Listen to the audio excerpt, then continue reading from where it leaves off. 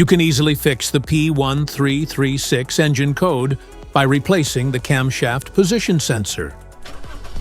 It indicates that the ECM has detected a malfunction within the crankshaft position sensor, or a problem with the synchronization between the crankshaft and camshaft position sensors.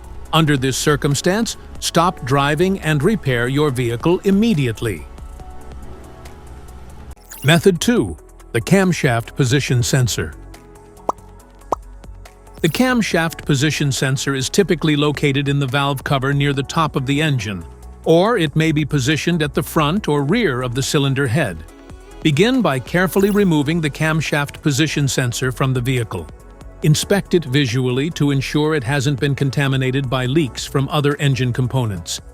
Next, use a multimeter to test the sensor. If no reading is detected, this indicates a faulty sensor that requires replacement. Also, check if the sensor's O-ring has fallen into its mounting hole before installing a new camshaft position sensor. This error occurs in OBD2-equipped vehicles, especially those manufactured since 1996. It is commonly found in Chevrolet, Citroën, Ford, and Peugeot vehicles.